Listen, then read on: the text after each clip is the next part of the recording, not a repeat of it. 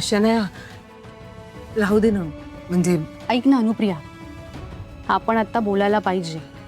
आपण जर बोललो नाही ना तर या पुरुषांना कधीच कळणार नाही.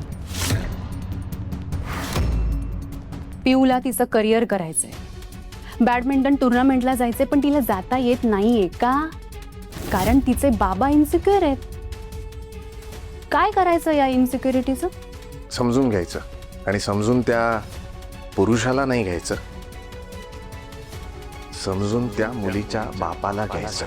मुलगी असणं जितकं अवघड आहे ना आजच्या जमान्यामध्ये, त्याहीपेक्षा अवघड आहे मुलीचा बाप असणं. मला मान्यच आहे, लोकांच्या या घरातल्या प्रत्येकाला असं वाटतं की मी प्रथमच्या बाबतीत जरा लूज आहे, मी त्याचे लाड करतो, पण पिहूला मात्र मी धारेवर धरतो. मी प्रथमला फोन दिला पण मी पिहूला कधीच फोन नाही दिला. मी प्रथमचे लाड करतो, तिला पण तेच वाटत असेल, पण मी तुझे लाड करत नाही. चूक.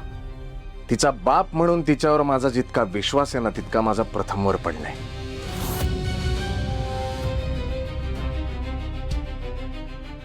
काय असतं ना शनाया, तू एक मुलगी आहेस, तू जास्त चांगल्या पद्धतीने ही गोष्ट समजून घेऊ शकतेस. मुलगी लहान असते, बापाच्या अंगा खांद्यावर खेळत असते, बाप तिचे लाड करत असतो, तोपर्यंत सगळं छान असतं अगं. पण एक दिवस येतो जेव्हा मुलगी शहाणी होते,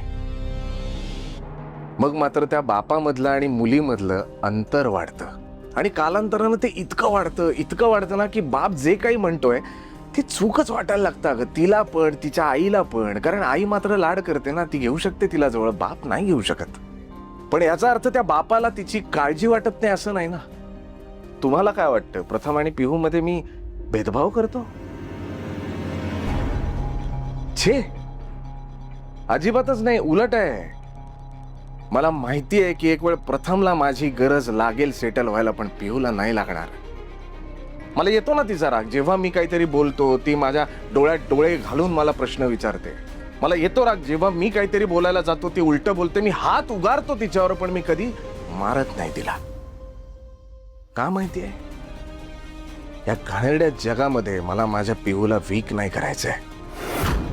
जर तुझ्यावर कुणी हात उगारला तर तेच डोळे तितकेच निडरपणे समोरच्याच्या डोळ्यात डोळे घालून तुला उत्तर द्यायचंय पिहू. मी नाही मारत तिला. मुलीची आई असणं जितकं सोपं आहे ना, त्याहीपेक्षा खूप जास्त अवघड आहे मुलीचा बाप असणं. खूप सोपं आहे हे म्हणणं की इन्सिक्युअर आहेस तू तिला कंट्रोल करतोयस, तू तिचं करिअर घडू देत नाहीयेस, तू तिला ताब्यात ठेवलंयस. तिलाही वाटत असेल कदाचित तसं, पण हे जे काही आहे ना, ती फक्त एका बापाची काळजी आहे बरं का.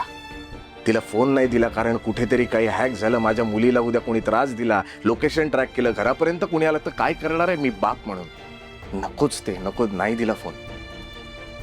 पण तरी सुद्धा माझ्या मुलीवर इतका विश्वास आहे की विदाऊट फोन मुंबई सारख्या शहरामध्ये ती फिरते. मला नाही चिंता वाटत. ती आहे माझी पिऊ. आणि आज जेव्हा ती म्हणते ना की मला दिल्लीला जायचंय,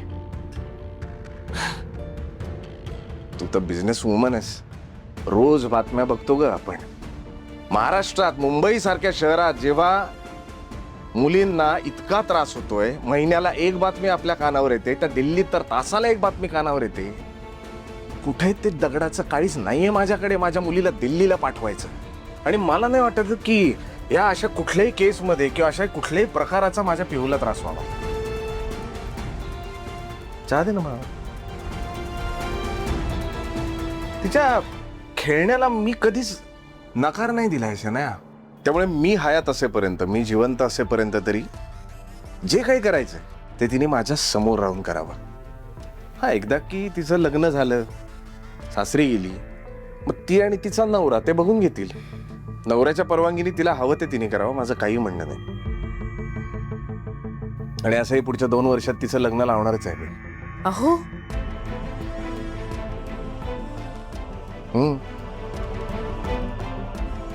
अविनाश, असं ओव्हर प्रोटेक्टिव्ह होऊन कसं चालेल पण रे? पिऊला तिच्या आयुष्यात जे काही हवंय, जे काही अचीव्ह करायचंय ते इथे राहून नाही होणार आहे. तिला बाहेर पडावं लागेल त्यासाठी. अहो, तुमचं म्हणणं अगदी पटतंय मला. एक वडील म्हणून तुम्ही अगदी योग्य विचार करताय. पण पिहूचं करिअर पण तितकंच महत्वाचं आहे. हो, तुम्ही फक्त विचार करा की आज जर तुमच्यामुळे तिच्या करिअरमध्ये ती मागे राहिली तर आयुष्यभर ती तुम्हालाच दोष देत राहील. आणि तुम्ही आत्ताच म्हणालात नाही की तुमचं तिच्यावर किती प्रेम आहे. माझ्यापेक्षाही जास्त तुम्हाला तिचं कौतुक आहे. ती आयुष्यभर तुम्हालाच दोष देत राहील हे चालेल तुम्हाला?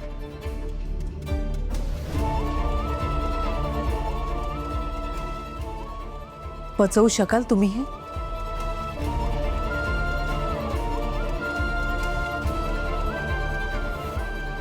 करेक्ट. अँड बियॉन्ड दॅट, पिऊने जर बाहेरचं जग बघितलंच नाही अविनाश, तर ती कशी सर्वाईव्ह करू शकणार आहे? मुलं काय किंवा मुली काय, कोणी.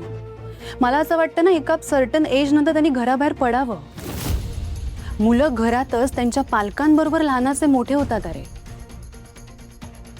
जोपर्यंत ते त्यांच्या पालकांना सोडून बाहेरच्या जगात वावरत नाही तोपर्यंत त्यांना त्यांची कॅपॅसिटी कशी कळेल? त्यांनी स्वतःला चॅलेंज केलंच पाहिजे, तेव्हाच त्यांना त्यांचं कॅलिबर कळेल ना. अविनाश, तू मला बघ ना, तुला तर माहितीच आहे ना, कॉलेजमध्ये असल्यापासून मी डॅडच्या बिझनेसमध्ये इन झाले होते. आज त्याच गोष्टीमुळे इथे उभी आहे ना मी समोर. एक सक्सेसफुल बिझनेस वुमन अशी माझी आयडेंटिटी आहे. मग हीच आयडेंटिटी आपल्या पिऊची असावी असं नाही वाटत तुला?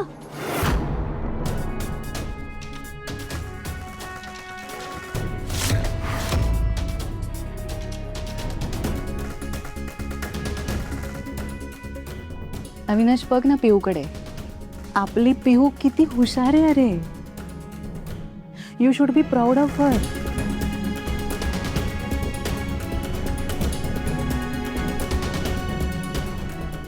ते काही नाही, तू तिला टुर्नामेंटला जायची परमिशन देतोयस की नाही? देणार नसशील ना तर आत्ताच्या आत्ता आपली मैत्री संपली. मी माझी बॅग घेते आणि माझ्या घरी निघून जाते. अगं अगं बिगं काही नाही. बॅग भरायला घेऊ का हो म्हणतो?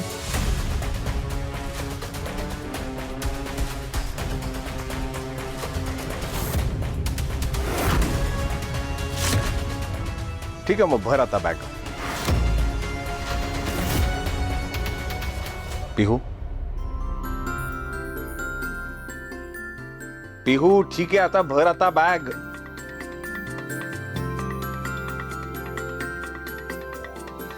नाही म्हणजे काय, तुम्ही परमिशन दिली? आता शुद्ध मराठीत सांगतोय तिला, भर आता बॅग म्हणजे दिली आहे ना परमिशन. फक्त ए बाई, दिल्ली आहे ती, जरा झाकून टाकू ना, व्यवस्थित कपडे दे तिला.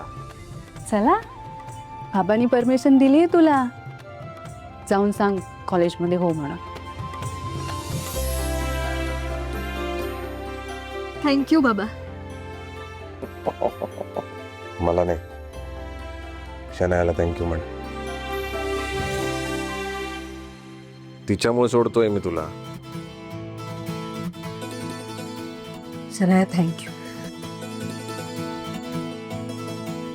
खरंच थँक्यू. माझ्या पिऊचं हे स्वप्न होतं आणि आज ते तुझ्यामुळे पूर्ण होणार आहे. Thank you so much. Thank you. Thank you so much. अगं, आपल्या माणसांना असं कोणी थँक्यू म्हणतं का बाळा? तू खुश आहेस ना? बघ, झालं.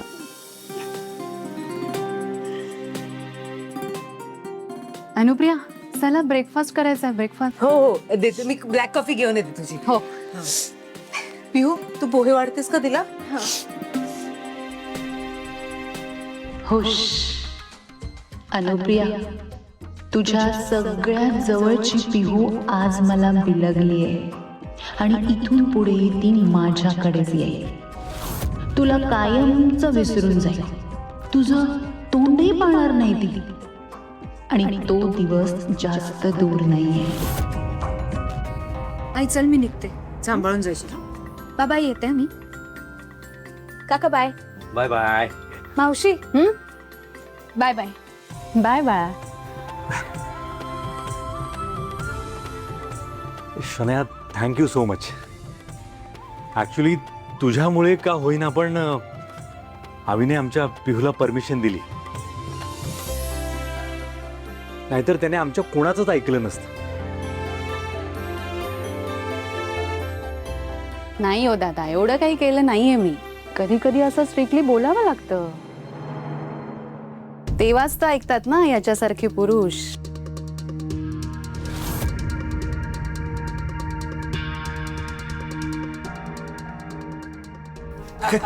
काही बरं अनुप्रिया, मला आज घरी जायचंय, माझं एक काम आहे. हं? एक मिनिट, कुठेही जायचं नाही कळलं ना. आई, तो बाबू जो आहे तो आजही बाहेर फिरतोय, तुझ्या जीवाला धोका आहे, तो पाळत ठेवून असेल, काही करेल तुला. अजिबात जायचं नाही कुठे. अरे पण शनाया हे बरोबर बोलतायत, प्लीज ऐक यांचं. एक तर तू अजून पूर्ण बरी झाली नाहीयेस, त्यात तुझा हात दुखतोय. मला असं वाटतं की तू घरीच थांबावंस, तू बाहेर पडू नको सगळं, प्लीज. मला या घरात राहून बोर झालंय हे कसं कळत नाही या माणसांना. मला अविनाश सोबत बाहेर जायचंय, काही करून. शनाया नाही, तुम्ही सगळेजण बरोबर म्हणताय, पण माझं खरंच एक अर्जंट काम आहे. मला घरी जाऊन इम्पॉर्टंट डॉक्युमेंट्स घेऊन यायचे म्हणून जाते, बाकी काही नाही. आणि गाडी पण मागवली आहे मी, बाहेर आली असेल ती. हां, येते मी. बाय गाईस. शपथ नाही का ऐकणाऱ्यातलीच नाही आहे.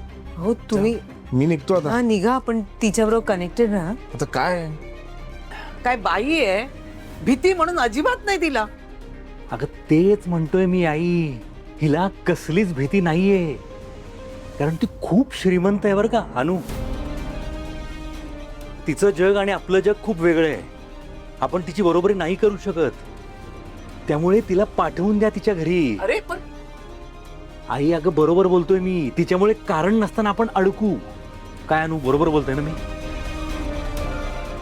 हो दादा, मी बोलते ह्यांच्याशी. शनायाने नाश्ता केला, लाईट बिल भरायचं राहिलंय. हे गेले वाटतं. मी मी मी अहो अहो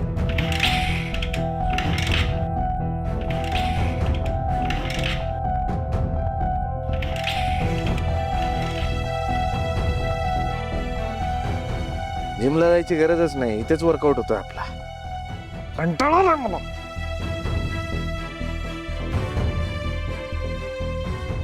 अवी, काय झालं? बाईक स्टार्ट होत नाही? हो ना. नाही पण सवय आहे मला या गोष्टीची. होईल होईल, स्टार्ट होईल. पण आता सवय बदल. आता एखादी 4 व्हीलर घेऊन टाक ना. आणि हप्ते कोण भरणार? इथे घर खर्च कसा चालवतोय माझं मला माहिती.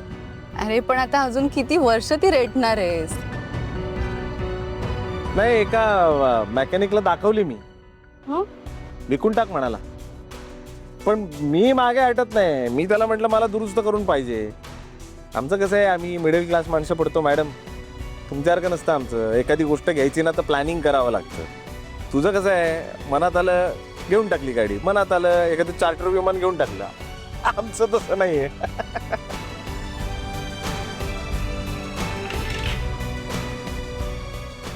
ऐक ना, मी काय म्हणते, मी ड्रॉप करते तुला, ये. नको नको, अगं तुला जायचं उशीर होईल तुला. मी म्हणते ना, चल चल. अहो अहो ऐका ना, ऐका. लाईट बिल भरायचं, भराल ना?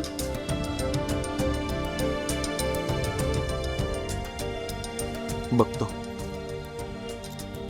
बघतो बघतो. येतो का? हो, सांभाळून जा, सावकाश जा.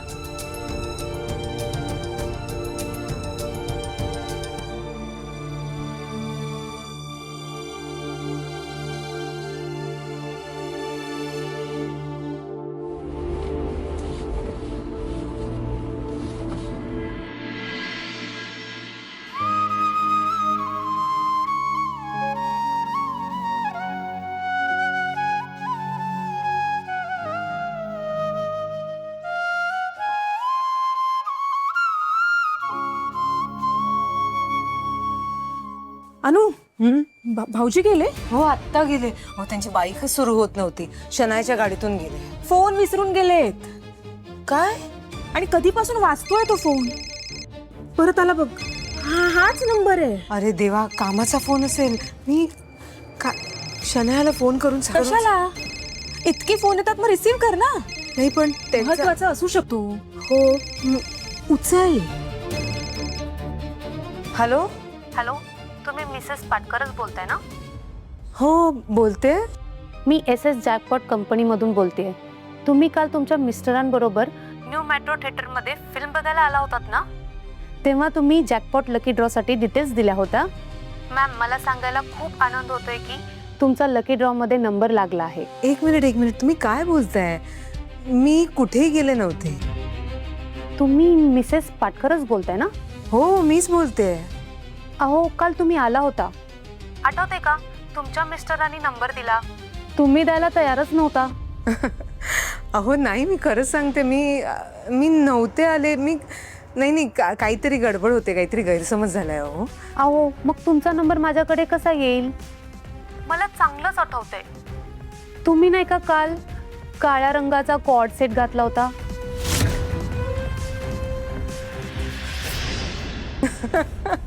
नाही हो, मी असे कॉर्ड सेट वगैरे घालत नाही. मी म्हटलं ना तुम्हाला मॅडम, तुमचा नक्कीच काहीतरी गैरसमज झालाय. ठेवते फोन.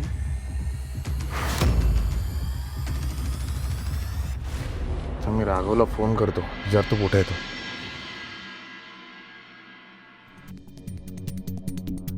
शिट, माझा फोन घरी राहिला. ठीक आहे ना, मग माझा फोन आहे, माझा फोन यूज कर. नाही, मला नाही वापरू नाही शकत तुझा फोन. मला माझाच फोन लागली. उठंग घे ना प्लीज. अरे पण please please. Okay okay okay.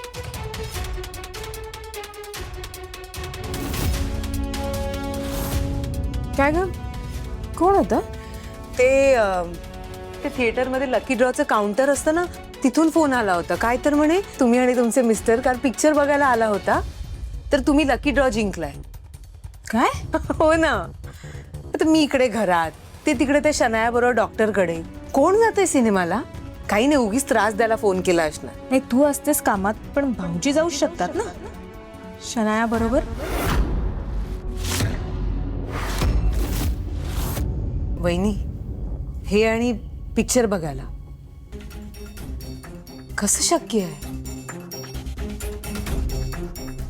आम्ही दोघं सिनेमाला शेवटचे कधी गेलो होतो हेही मला आठवत नाही.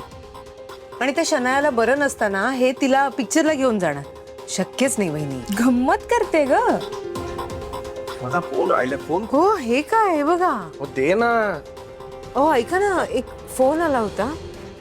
हा ठीक आहे ना, ती शनाया वाट बघते बाहेर, गाडीत बसून बघेन मी. हे काय सांगत बसलीस मला? भाऊजी शनायाला खूप घाबरतात ना.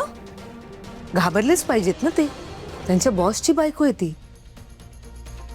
आणि तिच्यामुळेच आज आपल्या पिहूला दिल्लीला जायची पण संधी मिळाली आहे ना. अरे हो वहिनी, हे तर अगदी बरोबर बोललात तुम्ही. फक्त आणि फक्त तिच्यामुळे मिळाली आहे ही परमिशन. तर या जन्मात तरी ह्यांनी परमिशन दिली नसती. आणि कशी बोलत होती ना ती, किती अथॉरिटीने बोलत होती ती. म्हणजे तिचे प्रत्येक मुद्दे बरोबर होते. का तर ती स्वतः बिझनेस वुमन आहे ना, म्हणून किती छान पद्धतीने ह्यांच्यासमोर तिने सगळं मांडलं. आणि बघा ना, त्यांना ते पटलं पण. आज फक्त त्या शनायामुळे माझ्या पिहूच्या चेहऱ्यावर आनंद दिसतोय मला. म्हणजे तिचे हे उपकार मी कधी कधी नाही विसरणार. खरंच. आलीच आम्ही.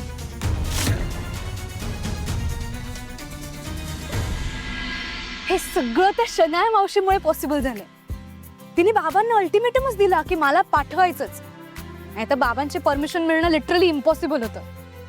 म्हणजे सगळं शनाया मावशीमुळे पॉसिबल झालंय. ती कशी बोलत होती बाबांशी, असं पॉइंट टू पॉइंट बाबांना एक्सप्लेन करत होती. मी तर बघतच राहिले तिच्याकडे.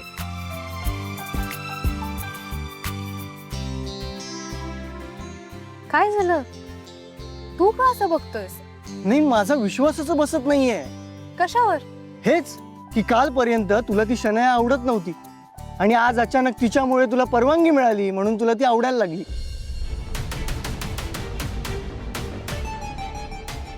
अरे नाही, असं नाही. म्हणजे ती माझ्याशी कधीच वाईट वागली नव्हती. मीच उगाच तिला हेट करत होते. म्हणजे मी तिच्याशी उलट बोलायचे, मीच तिच्याशी वाईट वागायचे, पण ती कधीच चुकीची वागली नव्हती. पण तरी पिऊ तुला ती आवडत नव्हती ना. तिचं तुझ्या घरी येणं राहणं, अगं तिच्यामुळे काकूंना त्रास झालाय, हे सगळं विसरलीस तू.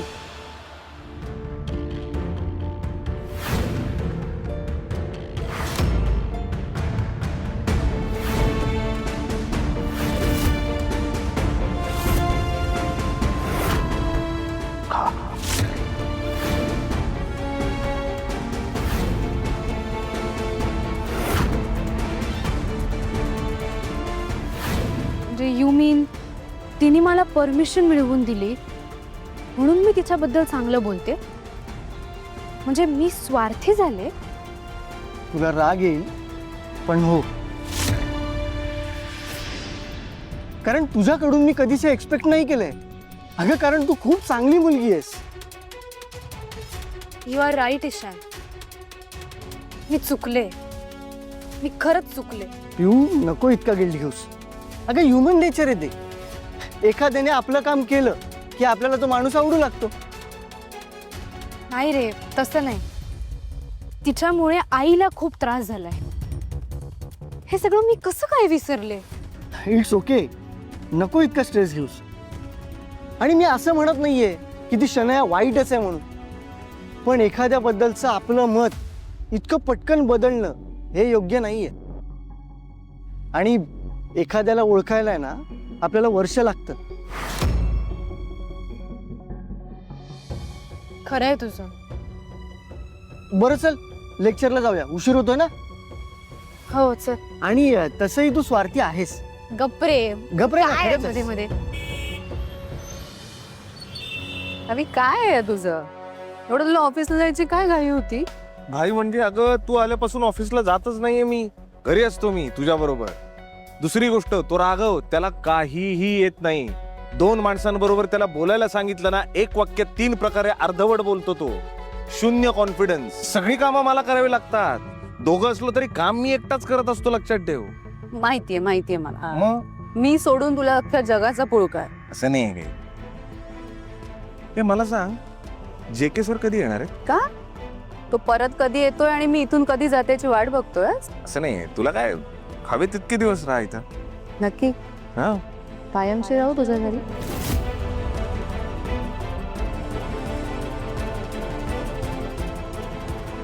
अवी, हाय, काय बघतोस एवढं वळून वळून? गाडी बघत होतो. मला खूप आवडते ती गाडी. काय आयुष्यात एक स्वप्न होतं माझं. हा, 4 व्हीलर असावी, छान त्यातून प्रवास करत ऑफिसला जावं. पाऊस असला की असं वायपर, गाणी बिणी, गरमी असेल तर AC लावावा. काय काही स्वप्नच राहतात आयुष्यभर. पुढच्या जन्मी अशी मोठी गाडी घेणार आहे ना मी. पुढच्या जन्मी कशाला, या जन्मी घेऊ शकतोस तू ठरवलंस तर.